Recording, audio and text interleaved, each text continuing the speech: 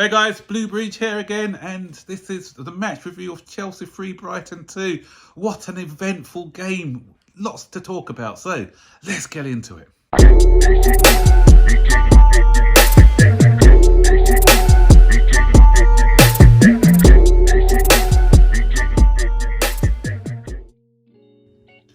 My word, what a game. What an eventful game this was. We made hard work of it, but what we did do today, we showed a lot of character, lots of determination after going down to 10 men. But there's still quite a bit to work on. So let's start from the beginning. So much to talk about. Right, first of all, I thought we started off okay. Brighton started off a bit sluggish. They travelled from was it Greece they were in last week, and they had a bit of problems. Apparently there was a few drug tests going on, and their flight was delayed or something. So they came back. They looked a bit jaded, and Chelsea took advantage of their travelling, and we went 2 goals, 2 set plays, and 2 debut goals for Chelsea. First, Enzo Fernandez, and with a header. Great play by Badiashile, who had a great game throughout. I thought very composed at the back. Nice little overhead kick. Enzo Fernandez, one of the shortest guys on the pitch, gets on the end of it with a header. 1-0. And when I said debut goal, the debut league goal, because he scored one in the League Cup before. Then we went 2-0 up with a goal from Levi Cole, another header. Knew it went in straight away. Thank God for goal line technology, which confirmed that it was a goal. 2-0 up and coasting. But then that's what I'm saying about Chelsea's inconsistencies. We just thought, we started to relax after that and thought, yeah, this is going to be an easy game. And so it was a bit of a lull for a while. We weren't really doing anything, really putting our foot on the pedal and taking advantage of Brighton's sluggishness. And and so that's something we need to improve on. The teams like your Man Cities, when the team are down, when they smell blood, they go for the jugular, and we didn't quite do that, and we allowed Brighton back into the game. And the goal they scored, to be fair, it was a well-worked goal. I can't remember who their player is. That's what I'm saying. They get new players in because they're used to the system. They can come in and slot in. So their left winger cut in, great curling effort, and he makes it 2-1. And then Chelsea pushed the self-destruct button. Conor Gallagher, already on a yellow, he gets another one, and he's off. So he's making our afternoon a lot more difficult. And I thought it was slightly harsh sending off. But if you're given the referee a decision to make, then you're really walking a tightrope, and that's what he did. He gave him a decision to make. I thought both him and Billy Gilmore were going down at the same time. He did get the ball in the end, but it was rash. He came in rashly. Craig Pawson got the card out, and it was a yellow. But we were lucky though. Although that was unlucky, it was evened out pretty much straight after, because Moise Caicedo, was it the beginning of the second half, 2 fouls he did where he could have arguably got a second yellow as well to be on a red, and but we got away with that. And I thought it was going to be a long afternoon when they brought on Mitoma, and they brought on their big guns. They brought on Mitoma, they brought on Milner, they brought on Gross, and they brought on Pedro and João Pedro. And I thought, oh my word, here we go. And at that time, I thought there was only going to be one winner. Although we were 2-1 up, I thought there was only going to be one winner. But to our credit, we defended well, and we didn't go. We weren't gung ho. We were defending on the low block, and we were hitting on a counter. And one thing we did do, that's how we got the goal, by hitting them quick on the counter, on the break. Great movement and great run by Mudryk, and that was definitely a penalty for me. And I don't know what the co-commentator of the stream I was watching from USA, it was, I don't know who the co-commentator was, but what a nonsensical statement he made. He says, oh, that shouldn't be a penalty because he didn't connect with his feet, he connected with his upper body. So if someone pushes somebody and off the ball, and so that's not a foul because he didn't use his feet. Come on, does that make sense? Really? So he knew what he was doing. He put his arm across Modric, and when you run that pace as well, any little push off balance can take you off balance. So he's put his arm across him, he's put his body across him, and it was a penalty. So he gave, and so Craig Paulson, who was quick to take out his card for the Gallagher thing, he didn't, if he's being consistent, the guy's gone across him, just like Gallagher's gone across Billy Gilmore. He's got to give the penalty. He had to. It was VAR who recommended him to go to the penalty, to go to the TV box and have a look. And yeah, he common sense in the end prevailed, and he gave the penalty. And Enzo Fernandez with his second goal of the game.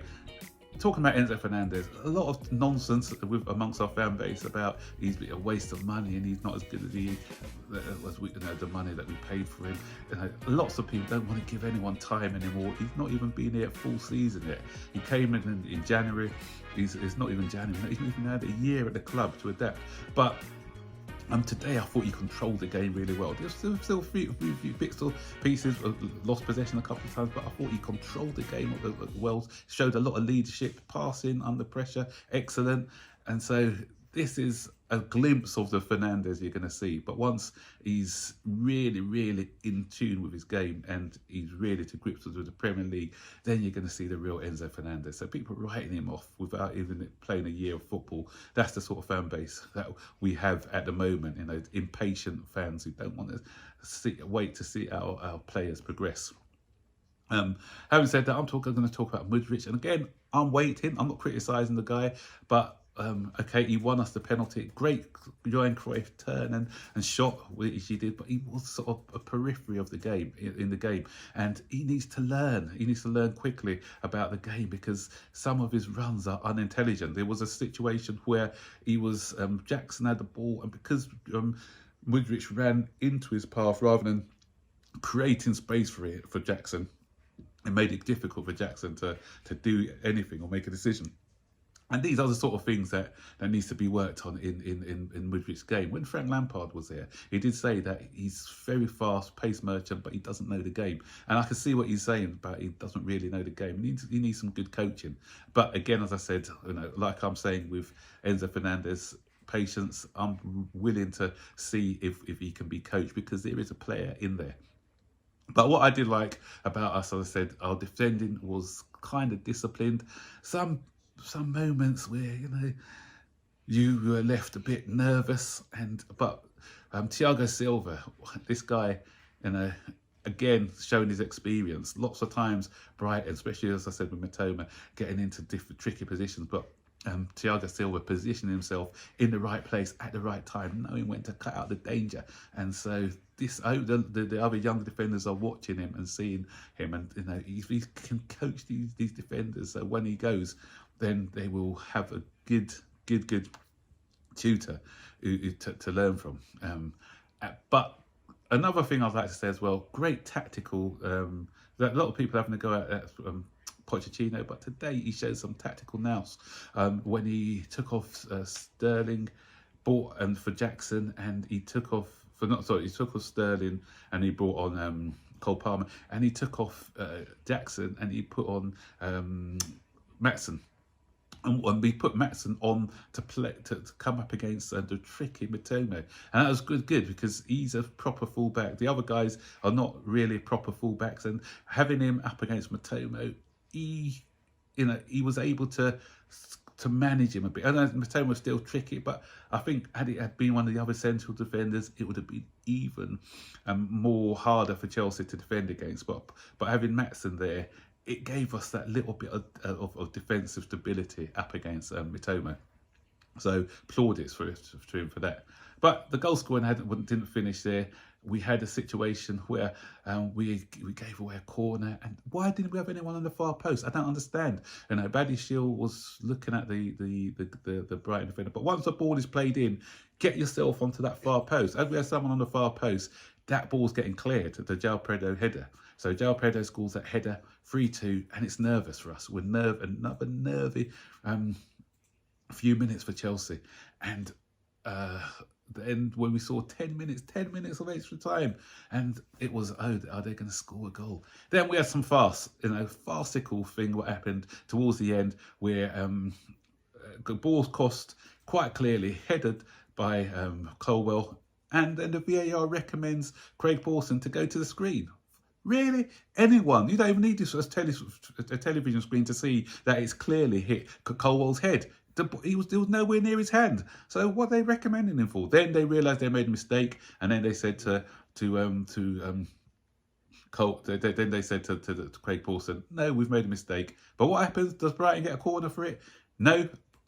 I'm glad they didn't, but it was ridiculous. If I was a Brighton fan or manager, I'd be seething. Rather than giving them a corner, we get a drop ball to Chelsea. What? And, that worked out in our favour, but that was a ridiculous decision. And then we played out time, and that was the end of the game. Phew. What an eventful game. As I said, Chelsea won. Still work to be done, as I said before.